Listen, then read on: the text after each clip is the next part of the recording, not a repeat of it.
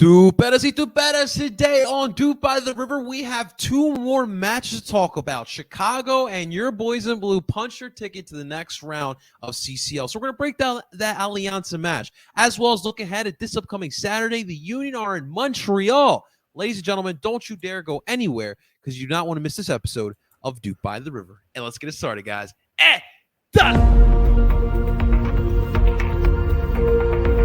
Dupe by the River doesn't do anything well. There is not one. I'm sorry. There was no creativity. As a Union fan, I take that all day. Another DP. We need to go get Mario Balotelli.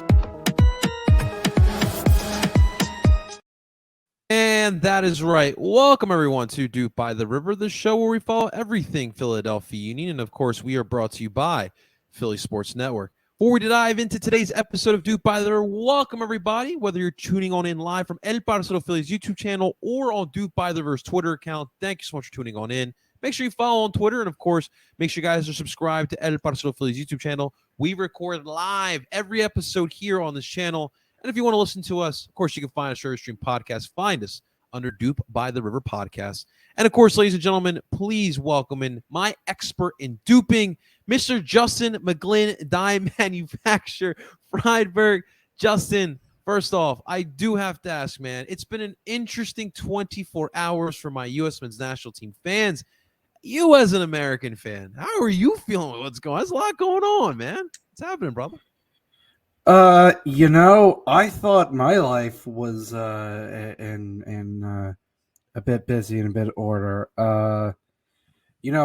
God, if the Reynas and Berhalters were such good friends, I hate to know what my good friends have dirt on me. Like God damn, like that's like fucking U.S. soccer don't even have a sporting director and shit's already going down because at the end of the day, whether you're a U.S. men's national team legend or just some Joe Schmo, soccer parent politics rule all. Yes. And none of us can escape it. And you wonder why no one wants to ref soccer because of shit like this. But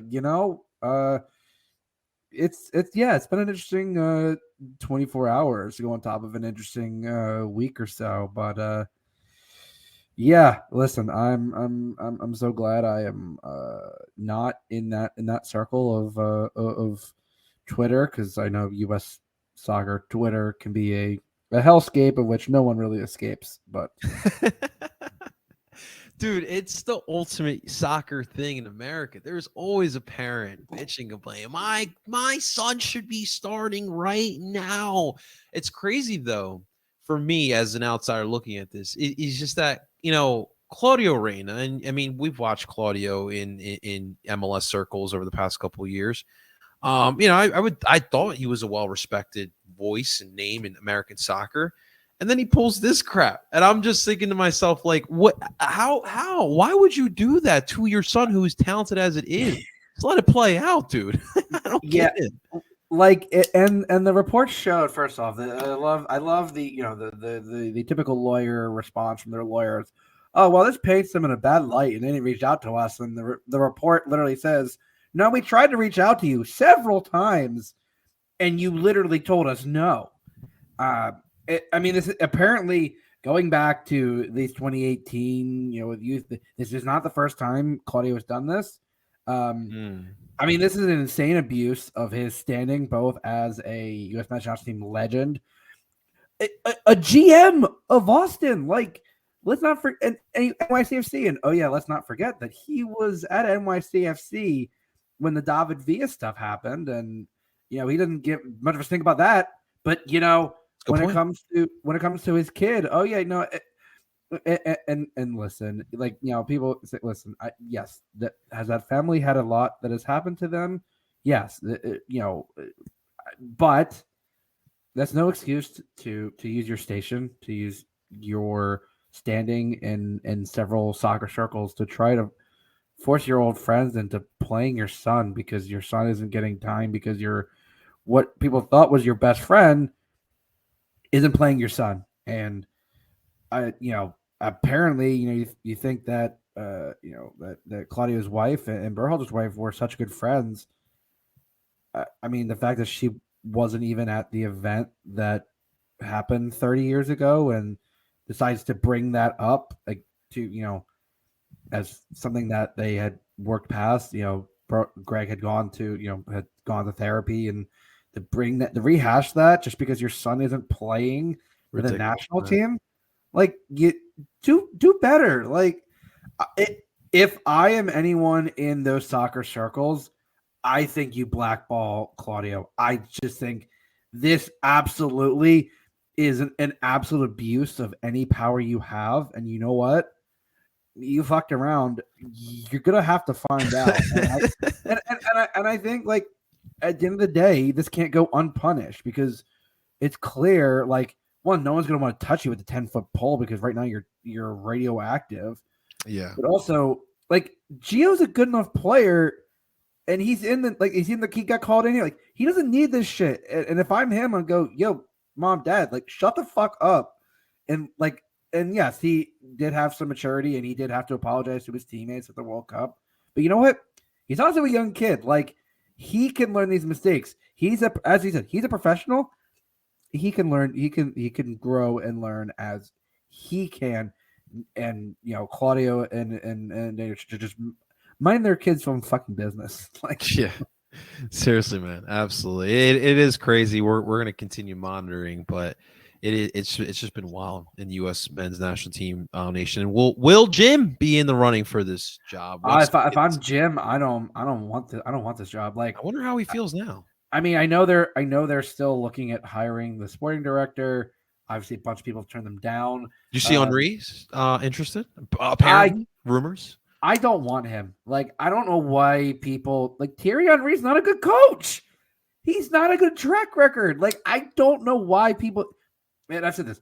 Good players don't make good coaches. As a commentator, yeah, he analyzes the game perfectly. Just stick to Alexis, man. Just stick to hanging out with Alexis on the set. I trust me. I talked to him about that. He trust me. He that was great, dude. I was so happy to see that, man. But, like, listen, being a good player and being a good coach are two different things. Yes, I agree with you. I think, as I've said, I think they're the best. The fault as someone's defend because you more of the game and you kind of are able to study it more and a little more cerebral. Henry knows how to dissect the game well, but as we found out in his time in Montreal, he wanted everyone to do everything how he would do it. And that's not really a great way to be a coach. That's true. And I mean, listen, learning from Roberto Martinez as well is not exactly the person I want to be learning from when it comes to coaching. But I know there's been talks of, because like I said, they want to hire a sporting director first. Former U.S. men's national team legend and Union center back Oguchi Onye his name was tossed around, and you know what? I would that if DeMarcus Beasley wants to get it, like, I feel like that generation of guys that at a time where that was like guys that wanted to fight for the badge and kind of wanted represented kind of what you wanted from the national team players. I think they would have a great eye on how to take this program, which has the potential to exponentially grow and really take it to the next level. So that's kind of how I would go. But I mean, listen, the fact that Greg Berhalter is still in the running after kind of an okay World Cup and in one where you're hosting, and I think that I just don't know if he's still the right guy. I think it still goes to show that there's a lot of work to be done within U.S. soccer as a whole. But I would say we're in a better place than we were in 2017, but only, marginally. Absolutely. Well, Justin, who's in a better place now than they were in 2017? Well, that would be our Philadelphia Union in a much better place. So let's talk about some of the action that we missed here. So we'll start a little bit with Saturday. Obviously, that one was a little bit more of a rough one. People got a little restless. 1-0 win for the Union ahead of the second leg of CCL against Chicago. They hosted Chicago at Subaru Park in this 1-0 victory. As far as the lineups go for the Union, you saw your top guns in there. Your main starters were all in there. The main thing to take away here is obviously Andre Blake's injury. He pulls a groin injury in the first half. You have Joe Bendick in there, but obviously the concern was past that match. And then, of course, it was not the best performance by the Union, but a lot left to be desired. Fabian Herbers gets a little red card. I'm curious to hear what you got to say about that, Justin. But then you got Kai Kamara with the little injury time in the second half, red card to 10 men, but really was, or 9 men, but really was 10 men. And then JOAQUIN TORRES, dude, coming up big again with a little bit of a blunder by Chris Brady, which, that's what happens when you come to Subaru Park. But JOAQUIN's been pretty solid here, Justin. So, kind of your takeaways from the 1-0 victory on last Saturday. Yeah, so there's a lot to dissect in that. To start on the first red card. Listen, that's a yellow card any day of the week. Fabian, my man, you were on a yellow. And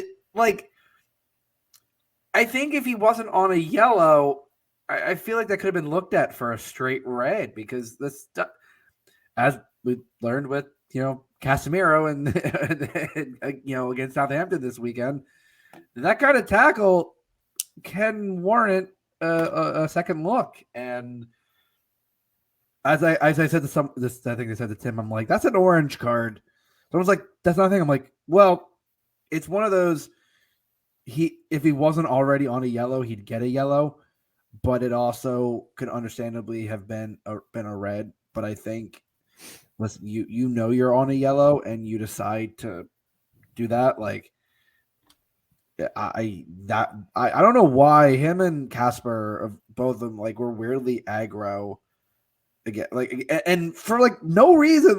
Casper, that the bleach blondness must have also given him were there steroids in that? Because he seemed angrier. And I'm wouldn't you want to be part of Philly? Said you got to deal. Yeah, but what did the players do? His beef was with Ernst, and I get it, but sure. I don't know. So, but then as Tim and I were talking about, and we're during that game, I'm like, oh no, they're starting to feel like 2019, and then the more I thought about it, because listen, what did Chicago have to lose to they hunkered down. They did a low block, and I understand we were up a man, but I think you had, you brought on JOAQUIN TORRES, and you had him and Ali essentially in the same spots. And I love Ali, but I would rather have Torres in those advanced spots than him.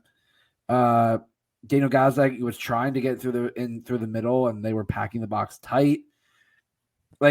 I think the difference between, I say 2019, that Union team and this Union team, is good teams find ways to win even when they're not playing well. You look at Arsenal this year. How many times have they not had an amazing game? In fact, had a bad game, and they pull a moment of magic or a sheer luck out of nothing, and they win the game and get 3 points. To the Torres, listen, he squeezed into a pocket of space that I didn't think was there. And you know what? Chris Brady's he was the MLS next goalie last year. You can't blame. Listen, he stood on his head for most of the game, but he's also a 19-year-old kid. I don't think you're gonna. Listen, you can't. I don't think Gaga Slonina was young, but goalies develop differently, and I think that's also why when you saw Andre go down, you brought in Joe Bendick, because Holden Trent probably will maybe get some time this year, but bringing a guy into an MLS game as a sub and that kind of opportunity, I think it's something that a veteran is used to. And listen, I was behind that. I'm behind that goal. Unless she host maybe screened him a little bit, and I know that bounced a little weirdly, but that's a howler. That was not a great moment. And listen, sometimes it takes that, and again, Kai Kamara with his 20th team in the MLS at this point, like it's easier to say who he's played for than who he hasn't played for in this league. He's another like one of those out of the MLS. He's got another one of those 11 jerseys.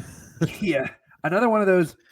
If he wasn't already on a card, he definitely would have potentially gotten a red, because like that was a bad challenge, and I think he knew what was happening at that point. It was already stoppage time. Like at that point, it didn't really matter. But yeah, listen, it was definitely was not the prettiest of wins. In fact, that was a very ugly win. But you know what? On a cold night too. Yeah, listen, it was freezing. Like, like 9 minutes of injury time in the first half.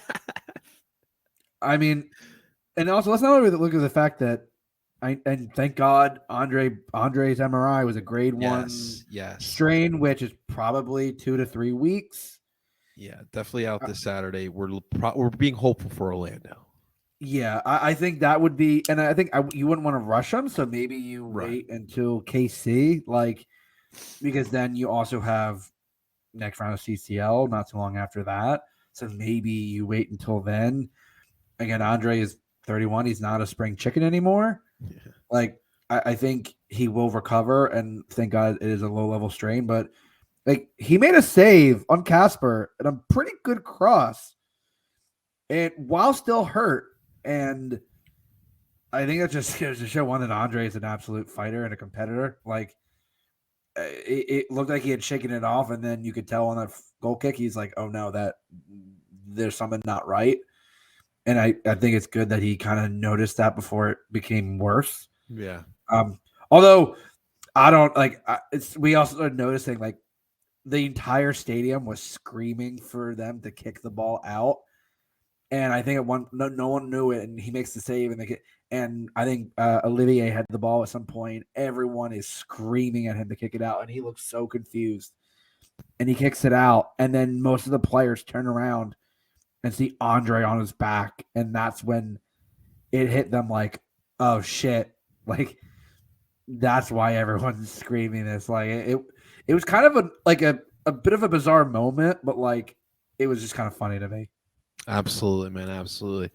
So listen, 3 points is 3 points. And at the end of the day, you got 3 more points. So then we move into Tuesday. Obviously, it's a big. You're going into leg 2 against Alianza 0-0 back to Subaru Park. And the Philadelphia Union, from the jump, had control of this damn soccer game. They didn't get their first goal. I mean, you had a couple outside opportunities in the first, but you didn't get your first goal until injury time of the first half. But then they absolutely erupted in the second half. Gazdak with the PK, thanks to Carranza drawing the handball on the Alianza defender. And then my boy, Justin, my mother effing boy, Andres Pereira with 2 of them Johns. And that's a 4-0 win. You punch your ticket. We'll talk about Atlas, Atlas, not Atlas, just Atlas. Atlas at a different time. But, I mean, this is why I say, Justin, you can't panic over the Union. We had a little bit of panic after Miami, Alianza, and Chicago. Am I right or am I right? And so we go into this matchup. Honestly, we controlled this match throughout 90 minutes. It may have been 0-0 for 40, 45 minutes, but you controlled this, John, all the way through, man. So give us your takeaways from Tuesday, because that was a dupe in the old onion bag, as Tommy would say. Yeah, from the start, the Union had control. I will say, though, I will say, shout out to the Alianza fans that actually traveled. Nice, they traveled. That was a solid contingent. I will say that, like, it was about like maybe a section and a half, like, comparatively. Like, I was actually thoroughly impressed. I wasn't sure how many fans. I know there's a heavy El Salvadorian population in the DC metro area. Yeah, man. But I will say I was glad to see them out, and I always love to see away fans travel and make that trip. But yeah, from the early outset, the Union had possession. The ref was letting a lot play. Although early yellow card to the Alianza left back, and well, that factored in because towards the end, end of the first half, Nate made a great run, and the only person to be booked to that point in the game decides to haul Nate down just outside the box. Like he was lucky that wasn't he was close. Like it was outside, but that was close. And he got his marching orders. And then at that point, listen, the Union had already kind of really established dominance in the game. And for Damian Lowe to rise up on a header in stoppage time, nice header to beat Christian Pulisic's doppelganger.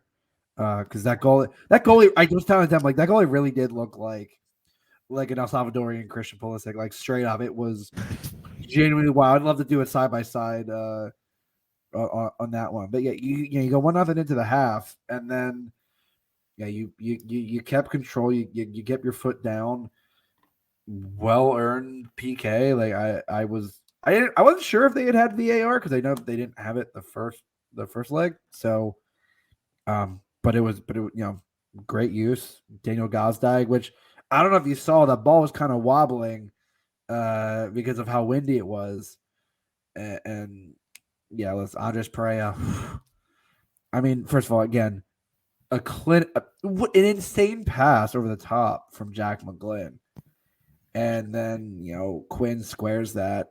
And you can see, if you look at that goal, Quinn is celebrating before that goes in because he knows Andres takes the first touch, settles himself for literally in that takes that moment, taps it down, and just spanks that ball into the lower corner. And then the last one, Mikel Uwa with a great heads up play to cut it across. It was non-favored right foot and plays a ball perfectly. This is exactly what you brought Pereira in for in the first place, is to make those runs, to be that kind of Ali Bedoya type player and really make a statement. And also, again, Jesus Bueno really making a case for more minutes as El Brujo's back. Like we joke, like people, like I was listening to our friends at Views from the Bridge on my way home today. Yeah. And they mentioned, they're like, oh yeah, Jesus Bueno still plays for this team, because some people you genuinely forgot he was there. And I think this was definitely going to be the season for him to really make a step up. And he did another great job. Like, I think you look at this roster now, and you are starting to see the depth. The gym is starting to rotate well. And again, because you don't have to do a full rotation. Like, we talked about it. We expected some rotation. And obviously, besides Joe Bendick, you had Nate Harriel in there, which was, again, a good job. You had Jack McGlynn in there, and you had Joaquin Torres up top. Like, you rotated enough to where you could still bring in your usual starters later and have them make a difference. And that is a massive, massive help for a team where, let's be honest, like we talked about, up to 55 games this season, this rotation is going to be key. And you're after a bit of iffy form for a couple games, you come back with a strong result. And if there were ever a time to be coming back into good form, you certainly picked a team to do that with. Absolutely, man. I think you kind of nailed on the head, and that's rotation. That's like the one thing I like, the one complaint I've seen as well from fans, because I think what it is, Justin, is that Jim's never really been one to rotate a lot, right? And so when we've been successful, you have the same starting 11 match in and match out. And then this year you go in and we have a lot of soccer just to start off the season. The rotation's happening. People are just having question marks. And so that's why you go out and you look into the MLS market, and you go out and you get Joaquin Torres, Damian Lowe, and Andres Pereira. And both three of those players already in the first matchup here in CCL, paid off huge dividends. Pereira, fantastic. Joaquin Torres really has helped us in the MLS play, right? Because we need to rely on that depth. And Damian Lowe, we haven't talked about it. He looked fantastic on Tuesday and brings up more of the case of we were talking about depth. You're talking about rotation, the 3-back set, which I know that tickles your fancy, Justin. So, give me the 3-5-2 any day of the week, baby. Absolutely. And to your point on Bueno, watching Bueno this year and watching him in 21. Remember, we saw a little bit of Jesus Bueno before. I think we even saw him in Montreal, which is funny as it is. When I watched Jesus before getting the match, I saw a guy that was just trying to fit in, just trying to not F up, not make any mistakes, and just be smart. Now when I see Jesus, I see a guy who belongs, a guy who is comfortable, and a guy who's looking to make some plays. And that is how he's going to continue getting minutes on this squad. Obviously, it's going to be tough to overthrow Bruno Martinez, but as we see, Justin, every single position on this pitch, there is someone right behind them. We still haven't seen Brandon Craig. Now, I don't know how you feel, but I still need to see a little more from Chris Donovan. You feel me? But everywhere you look, you got depth all over the goddamn pitch. Yeah, I think the Chris Donovan thing, I think that's why you're seeing a bit more of Quinn Sullivan. Like I like Chris Donovan, but I think you're kind of starting to see that Quinn definitely has that leg up. And listen, I think, and I do want to bring up, and one of the reasons I think you're might need to see more of Bueno and Pereira is, listen, Brujo's distribution has never been a strong suit. But I've noticed it's been way off this year. Like, there were several moments against Chicago and Alianza where he had some really wayward passes. And against lesser competition, that's not going to impact you. But as we saw in MLS Cup, that can genuinely bite you in the ass. And so I'm hoping that, and I reference our friends at VFTB again, they mentioned they seem to be skipping the midfield. Like, it's going right to Daniel Gazdag, right to the front three, and it's becoming a question of, like, you start to wonder about the distribution from the back, and that's where this rotation has helped at least mitigate that. And I'm hoping that El Brujo, to a point, starts to simplify things and just carries the ball instead of trying these ridiculous outside the foot passes and trying, like, it's a Jameer Montero effect. Yeah, there's times to work on it. There's times to do it, and then there's times definitely where it's like, okay, it's not needed at all. Like, let's ease on that. So, but again, this is the luxury you have when you have this kind of depth. You can rotate and kind of mitigate these concerns. But I still think it's something to at least monitor for the next month or so and see if it trends like this is kind of an anomaly, or we gotta really start worrying about Brujo's passing way more as a liability. And listen, that's a good point. I don't think Jim would shy away from it. I mean, we've seen him start Jack McGlynn. We've seen him go through to a Christmas tree formation. So I definitely trust Jim. I think he's going to do what's best. Listen, give me those 2-10s. Give me. At least not me that. Well, the difference is we actually got 2-10s in Torres and Gazdag, and not forcing Casper into a damn lineup. Those are the days. Brian, what's going on, brother? I do appreciate you coming here. We like a little good old DOOP say with your chest with the DOOP. I like that, man. I like that. Well, listen, Justin, let's move on to our next matchup here. We're heading to Montreal. I wish I could go to this match, honestly. I do want to venture over to Montreal. I'd love to see the Olympic Stadium. Dude, I just think Montreal in general is just beautiful. But guys, as always, we have this podcast and the Balls Round we're an alliance. All right. We're home team. All right. So of course, as always, we'd like to thank our friends over at the Balls Round, and please welcome, for the expert opinion of Club de Foot Montreal, please welcome the Queen of Montreal herself, Miss Eve. Eve, what's going on, girl? How are you? How are you? Long time no talk. I know. It was a long off season, Eve.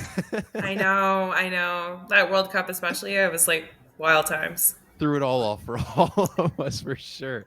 100%. How are things in Montreal? How cold is it up there these days? Actually, had really good springy weather kind of the past 5 or 6 days. Had a little bit of snow today. Okay.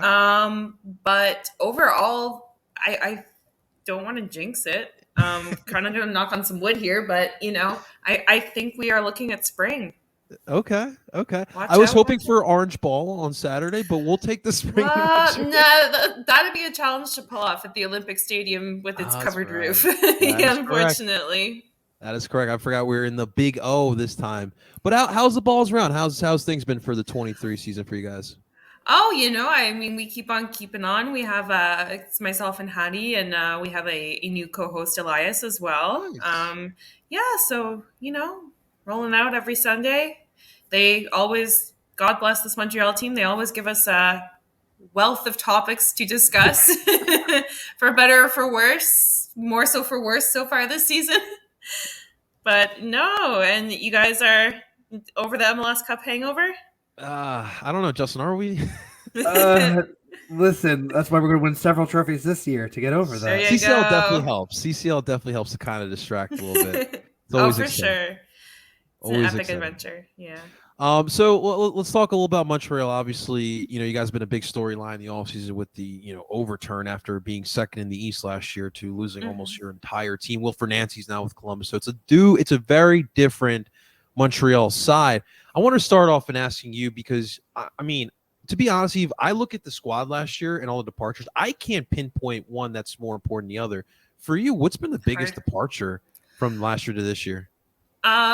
Probably Wilfred Nancy overall. I think he definitely pulled the absolute best out of his players. I think as a coach as well, he was able to instill confidence in players who kind of were maybe not in their best moment.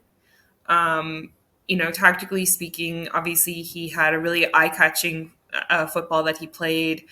The team was really exciting, a lot of attack, a lot of goals scored, really dynamic. So overall, I do think he was probably the biggest loss, especially after all the coaching turnover that's happened in Montreal over, I forgot how many coaches. It's 8 or 9 coaches since we've entered MLS.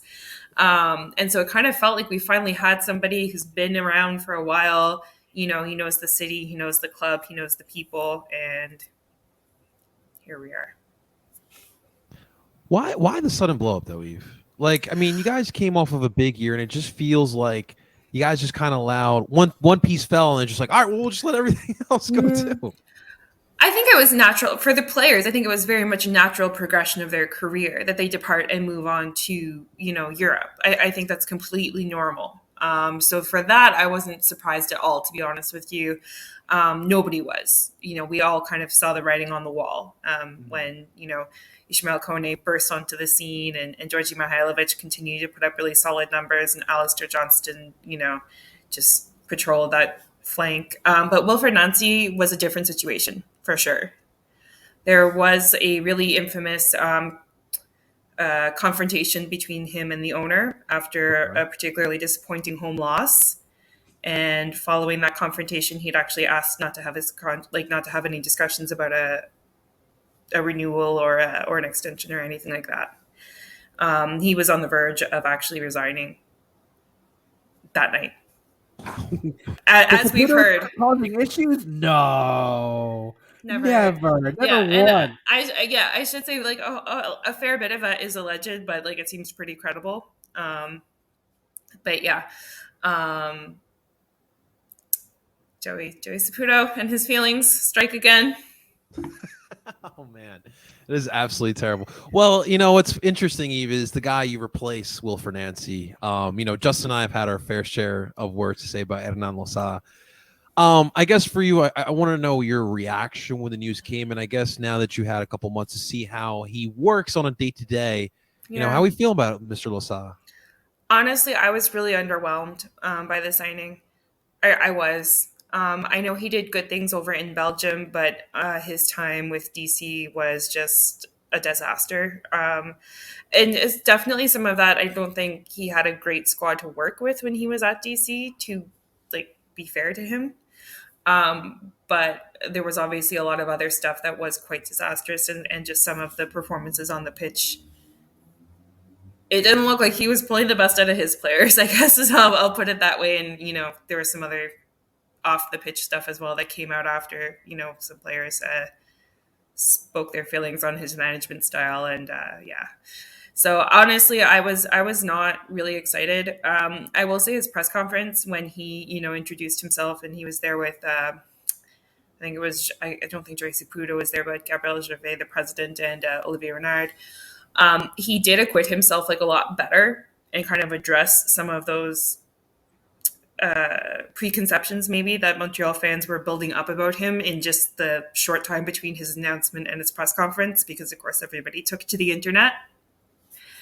Only right. Yeah, but tactically speaking, obviously he has a really different squad to work with than what Wilfred Nancy had, as far as players who are more finished products and a lot more developed in their playing career. Montreal has an incredibly green squad this year, really, overall. I can tell, we can see what he's trying to implement. Bit chaotic, bit iffy, but we'll get there. Hopefully, get a shot on target. That'll be a win. I was going to say, if planning on winning the league with no goals scored is a bold move, right? Yeah. No, a couple of I will say in the second match that Montreal played, again, actually even in their opener, the goalkeeper really, what's his face for Miami? Drake Callender. Yeah. He had a really, really good match as well against Austin. I think they were a little bit unlucky. Nashville's just such a hermetic defense. Yeah. I had no hope going into Nashville. I was like, yeah, no, never mind. Don't worry about it. We'll just try to get everyone out of this one unscathed, because of course they've also kind of been dropping like flies since the season started. So no goals is it's concerning. It's concerning. I have no other word for it. At least we're not conceding too many goals. That's from what it looks like. No, I will give you that. Of course, Montreal did lose their starting keeper, James Pantemis, in the first season of the match. So that they do have, kind of in a similar situation to Philly. Although, James Pantemis and Andre Blake are not on different levels. I'm completely there for you on that. But neither Montreal nor Philly will be playing their starting goalkeeper come Saturday. So Jonathan Sirois is making his, debut for his club. He's a homegrown player. But honestly, I've thought he's been all right in his performances, especially getting thrown into it so unceremoniously. Okay. So I guess how is Montreal now without Wilfred Nancy in the Hernan Losada era? How are the tactics now?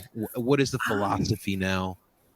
So you can still see kind of elements that do bear a resemblance to the Wilfred Nancy style of play.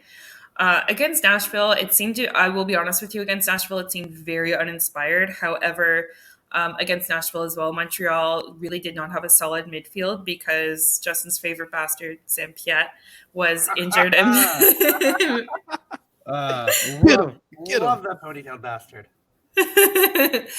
Yeah, he was injured, so it was Victor Wanyama, Mathieu Choinière who did his best, and he's a very versatile player. And not that he did anything wrong, he just wasn't spectacular. Especially when you have such scary players like Nashville does. And anyway, so they relied a lot on the flanks, like last match in particular, exclusively. Even I would say more so than Wilfred Nancy did. And of course, Aaron Herrera has come in to replace Alistair Johnston, and that's not a bad signing at all, really. But overall, it did look quite uninspired.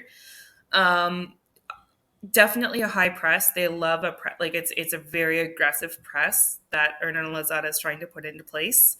I will say it does sometimes look a bit disorganized in that press. So there is a lot of danger there. Should it not come off successfully, or should they cough the ball back up really quickly? Lot of crosses to no avail, obviously. but a lot of crosses coming in from the flanks under Hernan Lozada. And I would say probably a smidgen less rigid, maybe playing it out of the back from the goalkeeper. Maybe just a shade less committed to that than Wilfred Nancy. Okay. Well, I mean, maybe we'll have Romel Kyoto just go at it with Jakob Glesnes. a nice little brawl there, Justin.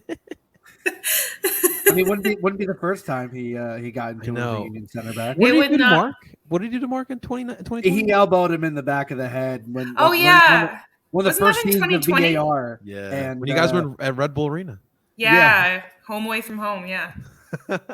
Yeah. Not even the Red Bull want to play there, so it's all good. There you go. It's all good. Eve, I don't want to rub salt in the wound, but it's all good.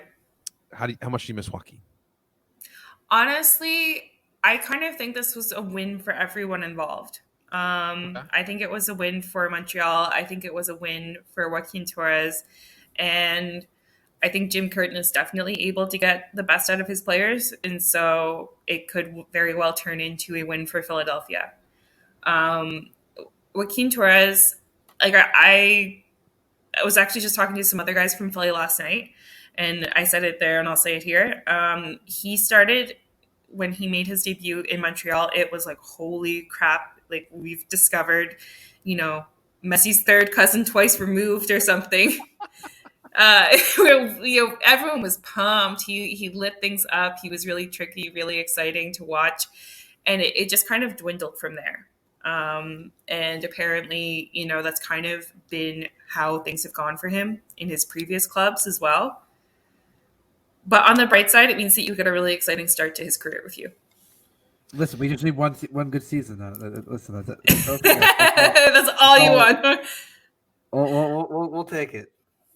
I'm still a little shocked, honestly. I mean, really, I remember messaging you guys when the deal happened, and I was like, okay, well, we'll get a nice little depth piece. But what I like is that he's not Corey Burke, and he can provide different looks to the Union, and where everyone knows what we do, right? It's the diamond, it's the high press, but things have changed. We're very flexible, and I think Joaquin definitely does help with that, especially when you got MLS, the Champions League, then MLS, we're gonna have Leagues Cup soon, U.S. Open Cup, so it helps to have guys like Joaquin for sure. But also at this point, though, if you're a GM, I've been saying this, if you're a GM in this league and Ernst Tanner comes calling, why are you not charging anything less than like $1 million in allocation money? Like, I don't know. I thought the amount was reasonable for me. I was surprised, given if like as we talked about this, Eve, if he was going to be the heir apparent to Jordy. It was like, no, he wasn't. No, it's like is that going to be that feels like a player that worth. I mean the go again. Allocation money rates in this league are never consistent at this point anymore. Like, completely agree. And so it was like that, and that kind of move. It's like, we talked about it. He is not Corey Burke by any stretch of the imagination, but I think that tactical flexibility, and we saw it, especially with Champions League, especially with this rotation. You can rest Mikel. I think this is a benefit to Mikel Uwa of all players, because we talked about at the Olympic Stadium last year with the visa issues, and then the playing surface. Oh my God! Did you know that they have a new playing surface? Oh, they actually fixed the veteran stadium. They have a new. Yes, they changed playing surface in the off season. Thank God, because I talked about that was kind of what the concern was going to be. Is it's still laid over concrete, just to be clear. Like it's. Oh, listen, I'm not expecting that much. Okay, I was gonna say, I'm like, there's a limit as to how awesome this is gonna be. Like, temper your expectations, please. But the bar was set low there, so exactly. No, so there has definitely been some improvement with regard to the playing surface, because Montreal has trained at the Big O since or at least during most of their sessions here in Montreal. They did train at the Big O, so they have some experience on it, and apparently they did prefer it. Surprise. That is good. That's important. Justin, anything else you got here for Eve?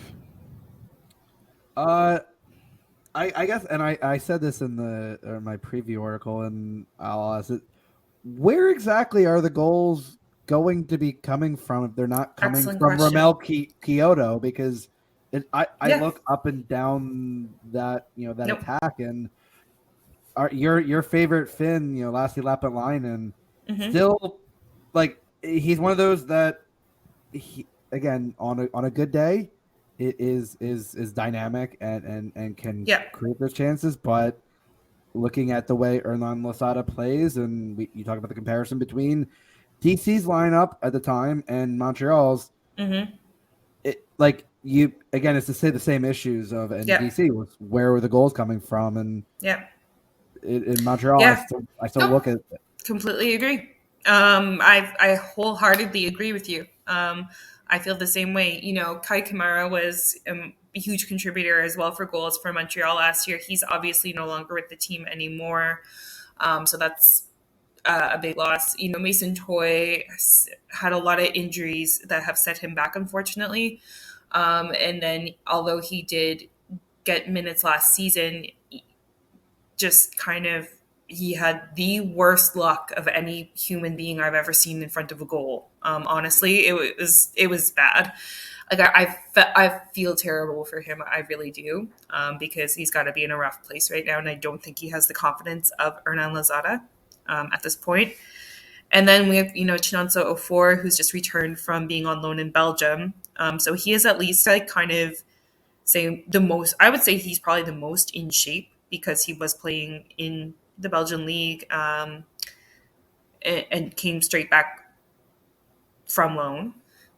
We have Julanton Vincent, who is a really young signing. Don't expect him to get a lot of minutes at all, and completely normal.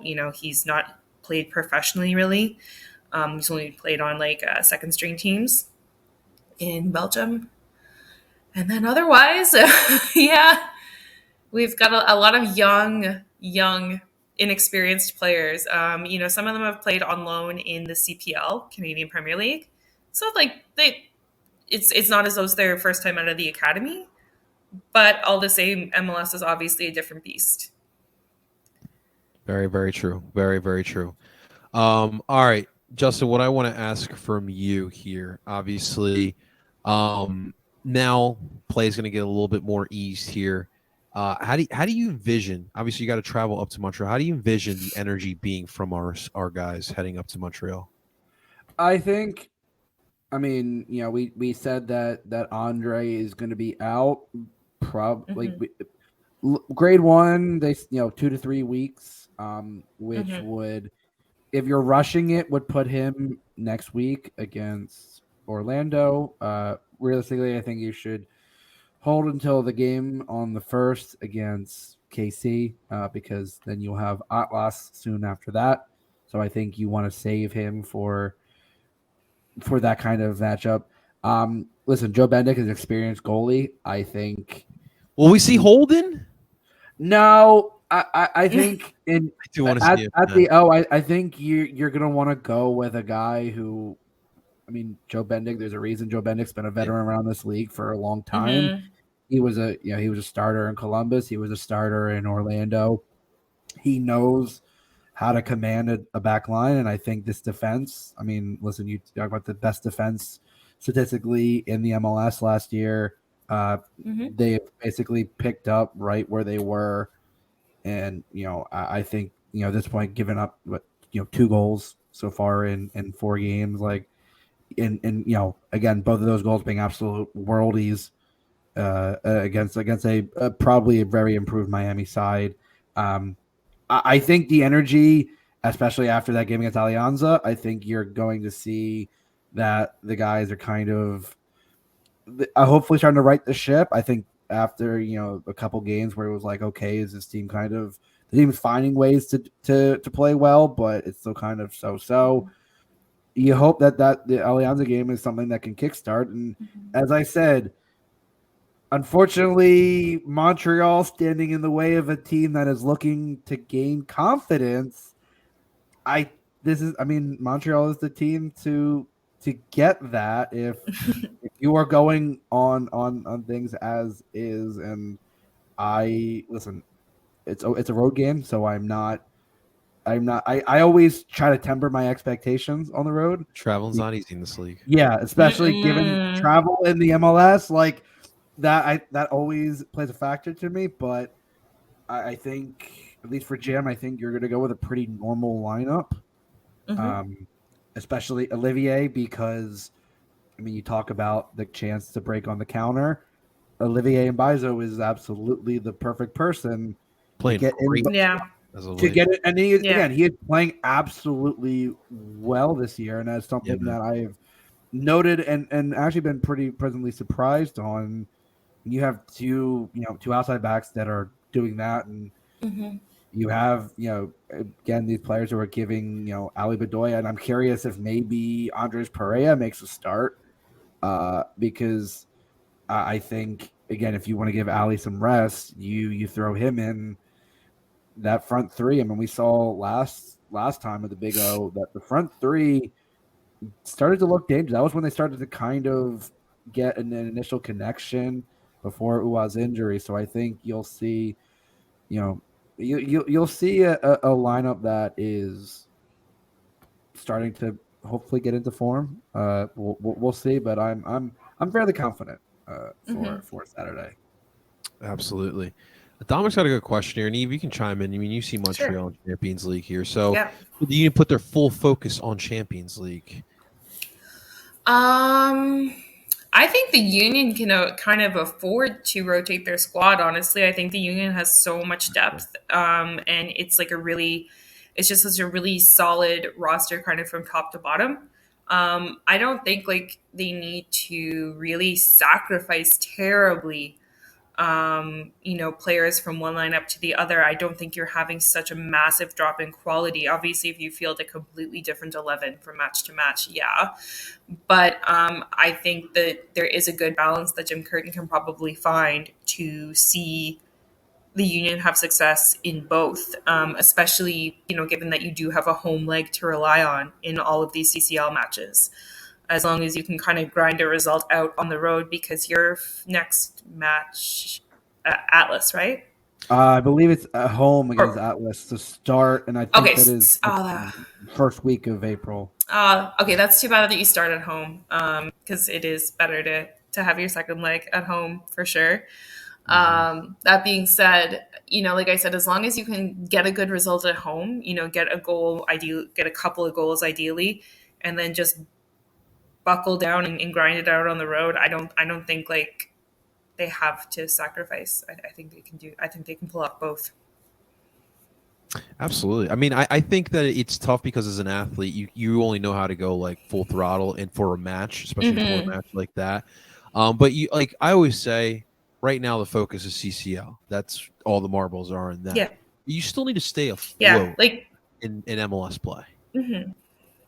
Yeah, but I mean, you maybe circle some of those games, like you mentioned KC, for example, like Sporting Kansas City.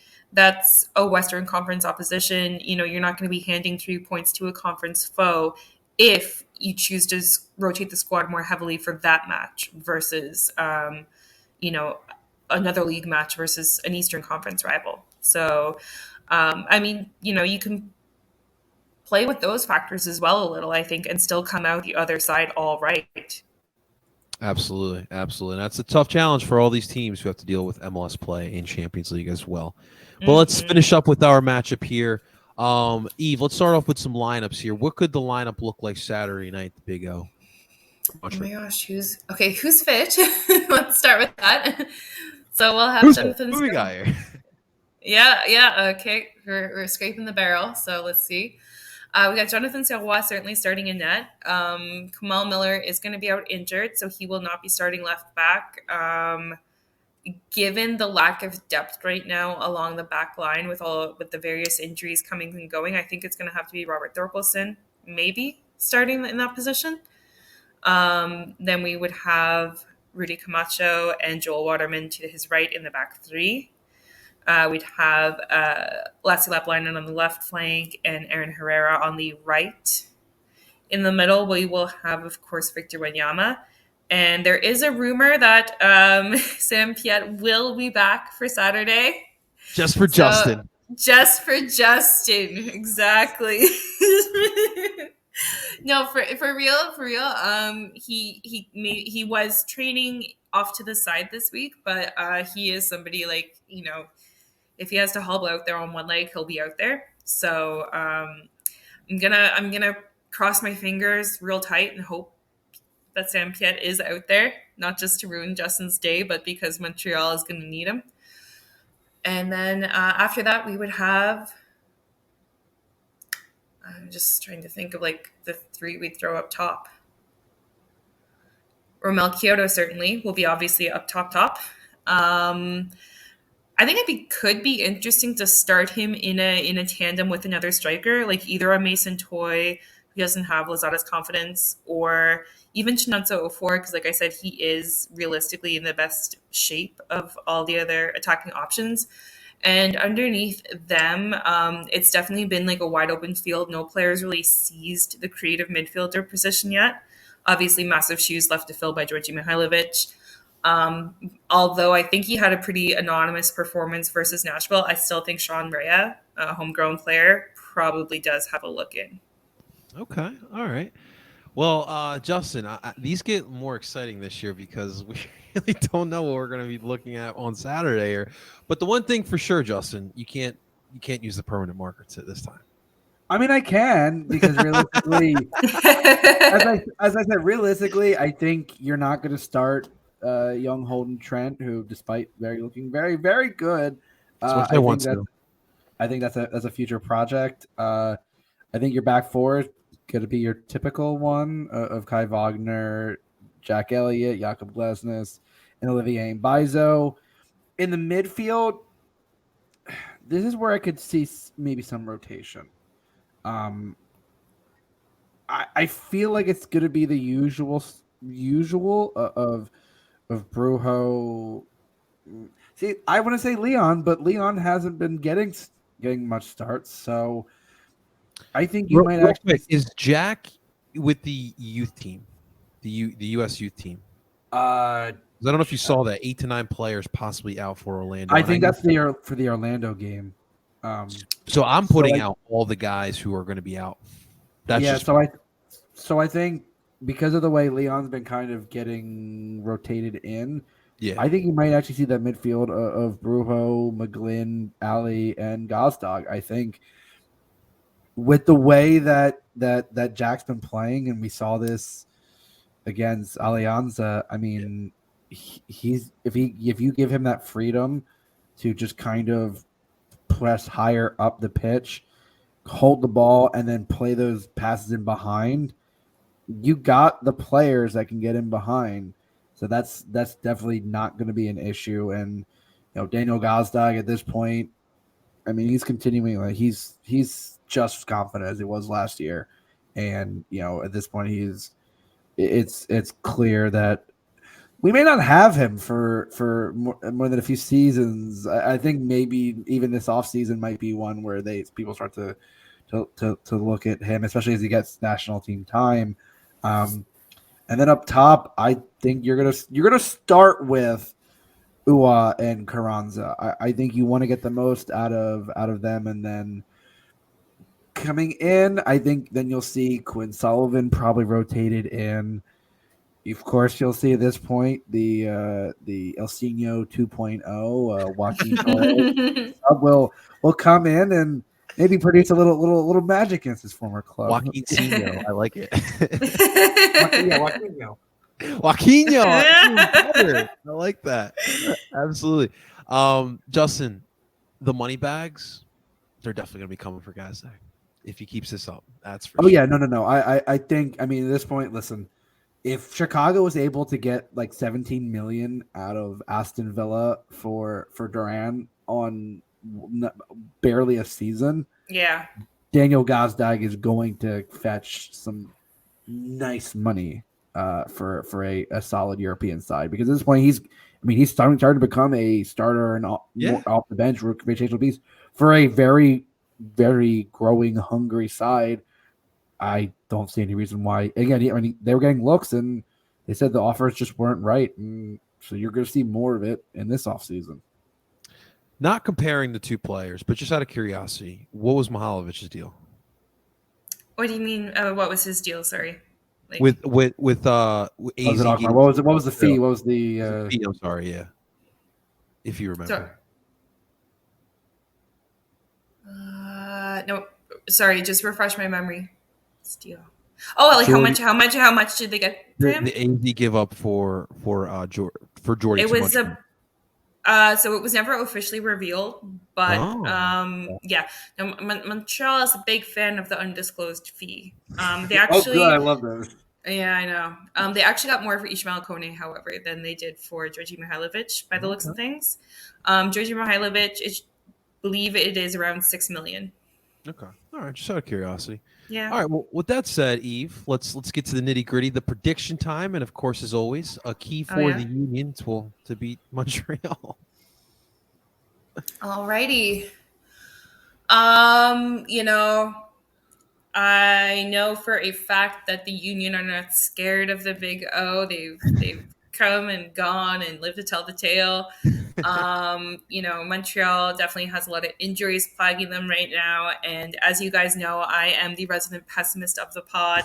And therefore, I am only able... And, but I can back it up with facts. People are injured, stuff's not coming off, where are the goals, blah, blah, blah. So I can back it up. That being said, I am going to call a 2-1 loss. Finally get a goal. Might be an own goal, though. I'm thinking that may be the way it ends up happening.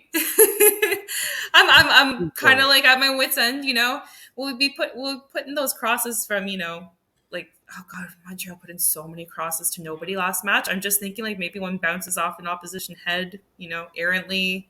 That's kind of what I'm counting on now, guys. It's bad. And the key for Philly to beat Montreal,